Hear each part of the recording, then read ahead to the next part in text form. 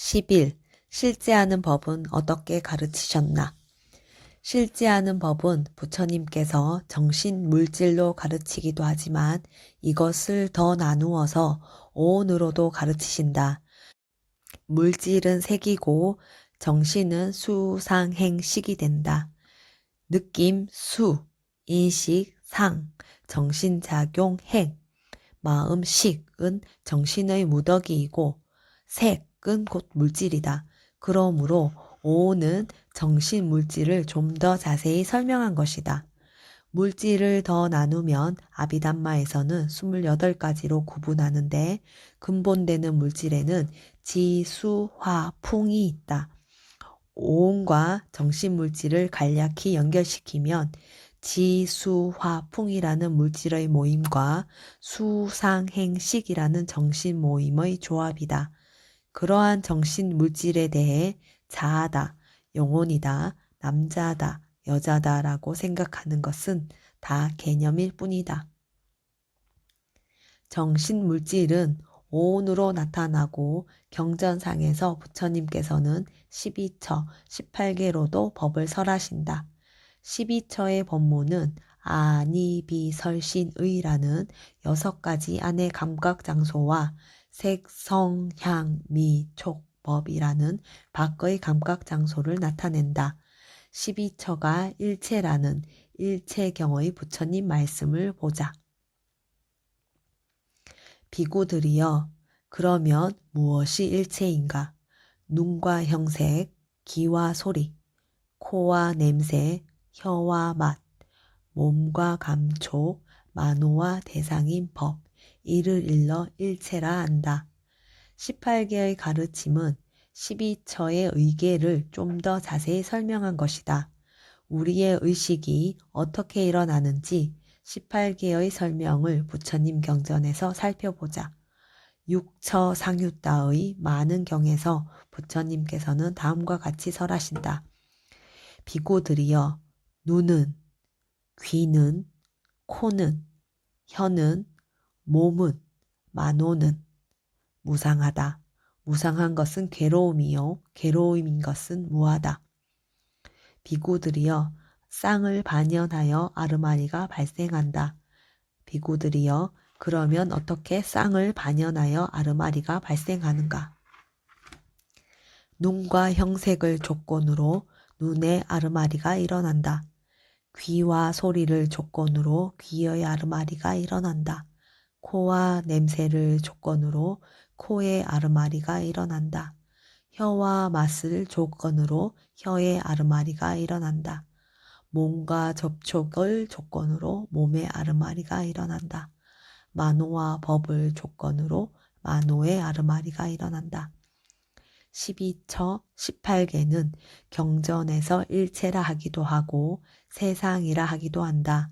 이러한 12처, 18개 역시 정신 물질을 나타내며 표 8에 나타나는 아비담마의 모든 법과도 일치한다. 이러한 12처, 18개의 가르침은 생명, 영혼, 남자, 여자 등의 관념적인 명칭을 제거하기 위해 가르치셨다. 그러므로 수행자는 단지 그러한 법이 일어났구나 라고 알면 된다. 이 말의 의미는 눈으로 어떤 대상을 볼 때 내가 나의 눈으로 지나가는 사람을 보고 있구나 등으로 생각하지 말고 눈이라는 감성 물질이 형색이라는 대상과 접촉하여 안식이 일어난다고 알아야 한다는 말이다. 실제하는 법을 나타내는 오온, 12처, 18개와 아비담마의 실제법과의 관계를 2장 마지막에 정리한 표 9를 참조하기 바란다. 이러한 법 체계는 상호 연관성을 지니며 실제법에 대한 다양한 시각을 제공해 준다. 표 8에서 본 바와 같이 아비담마에서는 법을 좀 더 상세하게 구분한다. 먼저 법을 마음, 마음부수, 물질, 열반으로 나누고 열반은 조건 지워지지 않은 법으로 무위법이라 하고 다른 3가지 마음, 마음부수, 물질은 조건 지어진 법으로 유의법이라 한다. 유의법 전체는 정신 물질을 벗어나지 아니한다.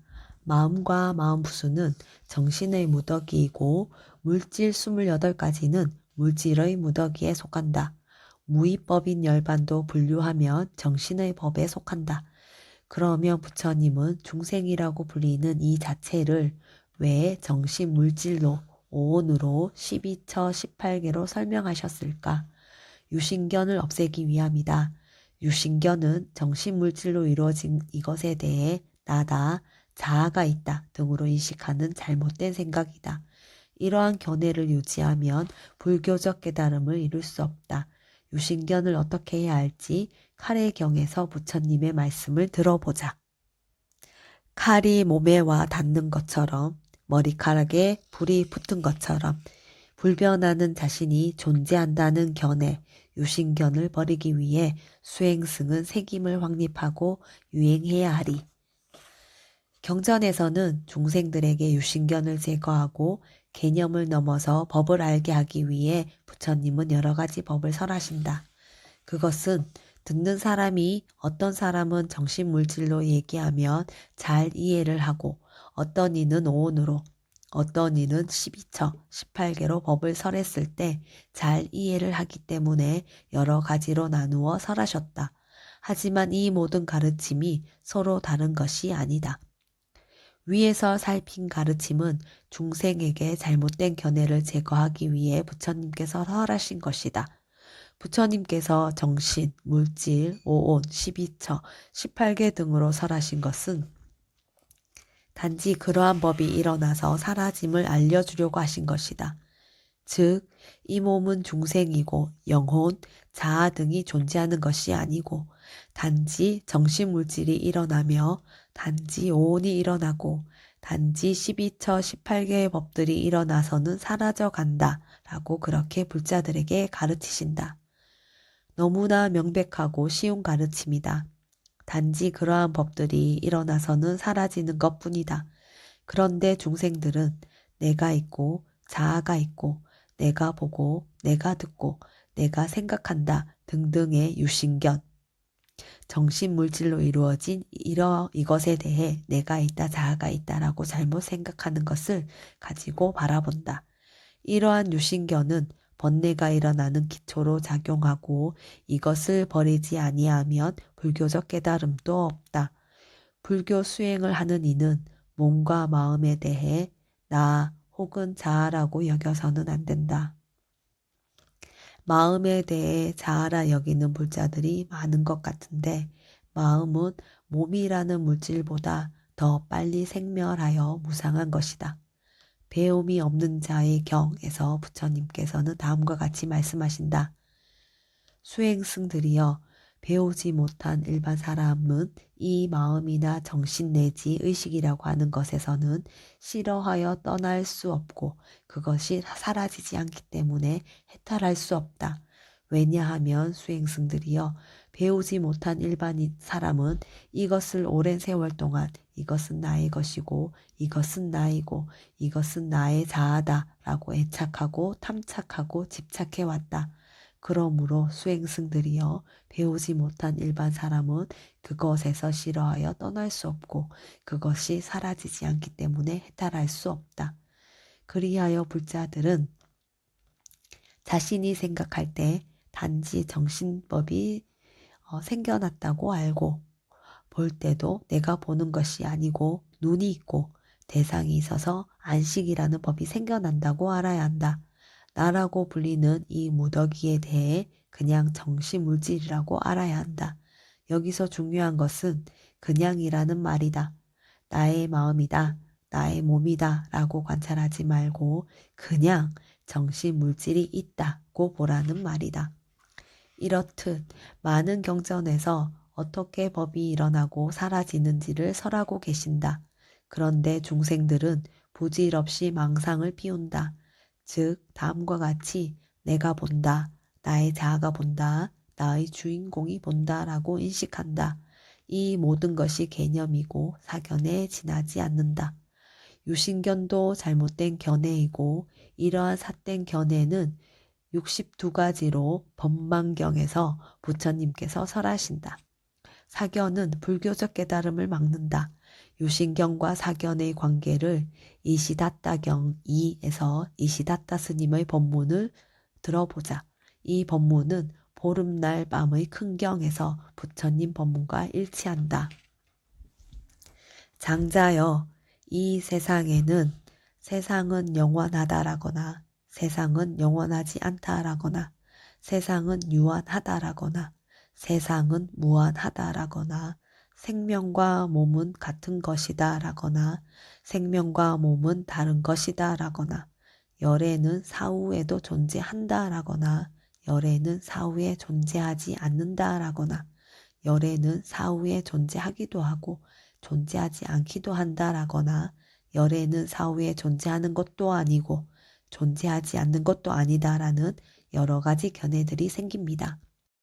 장자여, 이러한 견해들과 법망경에서 말씀하신 62가지 사견들은 불변하는 자신이 존재한다는 견해가 있을 때 존재하고 불변하는 자신이 존재한다는 견해가 없으면 존재하지 않습니다. 존자시여, 그러면 불변하는 자신이 존재한다는 견해는 어떻게 해서 존재합니까? 장자여, 여기 배우지 못한 범부는 성자들을 친견하지 못하고 성스러운 법에 능숙하지 못하고 성스러운 법에 인도되지 못하고 참된 사람들을 친견하지 못하고 참된 사람의 법에 능숙하지 못하여 물질을 자아라고 관찰하고 물질을 가진 것이 자아라고 관찰하고 물질이 자아 안에 있다고 관찰하고 물질 안에 자아가 있다고 관찰합니다. 그는 느낌을, 인식을, 심리 형상들을, 아르마리를 자아라고 관찰하고 아르마리를 가진 것이 자아라고 관찰하고 아르마리가 자아 안에 있다고 관찰하고 아르마리 안에 자아가 있다고 관찰합니다.